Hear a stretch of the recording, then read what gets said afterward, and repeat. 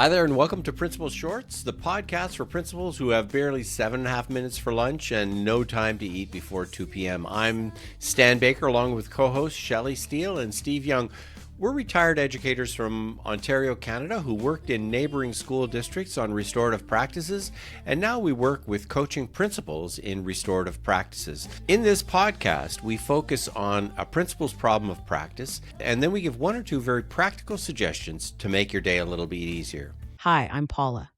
Restorative Resolution specializes in equipping Canadian school principals and staff with effective restorative strategies to make things right when things aren't going well. This episode asks the question, how can I prevent burning out in the principalship? And that's today's principal problem of practice. Listen to what Tre Gammage from Strengths-Based Training talks about how burnout isn't just about working too hard, it's often about working out of alignment with your strengths. If I can help you see that you don't belong on this team, or I can help a leader see that they don't belong on my team, that's a victory as well. So one of my favorite stories from after this, there was a woman that brought me in. She was at a director level at a university, and we did 2 years of work together. In the back half of the second year, she had took a leave of absence for the first time in her 20-year career. And in that leave, she had referenced that her strengths were not aligned with her work. And that was because of the awareness that we had brought on because of the work we had been doing. We had done 1 in-person session and 2 virtual follow-ups for about 18 months. So she took that leave of absence and was able to apply for a new role that was aligned with some of her childhood strengths, some of the strengths that she did in college, some things that she was actually passionate about. And she took the resource that we had, the communication summary that I used earlier, into her interview process so she could be clear on her boundaries and expectations, what she needed in her role, and she got that new job. It was in the same city, but a different industry and line of work after she had worked in this career field for 20 years. And so that might be one of my biggest success stories, if you will. Somebody who hired me to bring me in to help their team realized that they were on the wrong team and went to a new one. That's music to my ears. And so seeing people that are more aligned with their strength. There was another principal. The first year we had worked together, there was gaps in like her natural strengths and how she showed up at work. And she recognized that stress. And after 2 years, there was alignment with her strengths, her natural and adaptive strengths.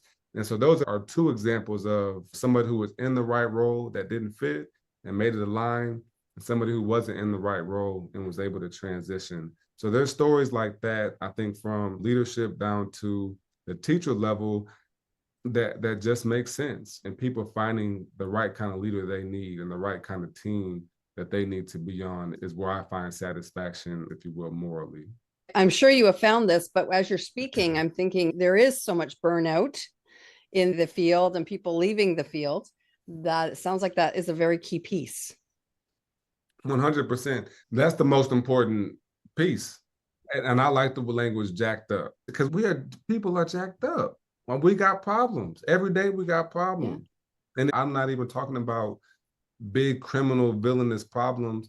I just mean limiting beliefs.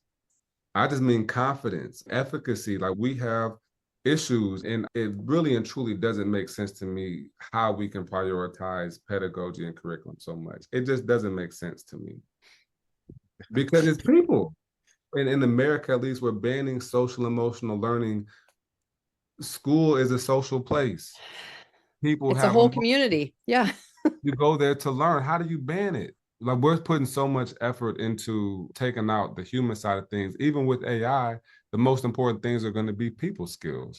And so that's why burnout exists. But go back to the original gap. We aren't taught self-awareness and self-management. So unless you have those skills naturally, you've gone through some independent study, or you've got great parents, you don't have those skills. And so you're going to stay burnt out. Maybe you have identified your strengths, but you don't know what to do with them. You don't have a prescription for your diagnosis. Now what? But now that we have awareness, that leads to a level of improvement.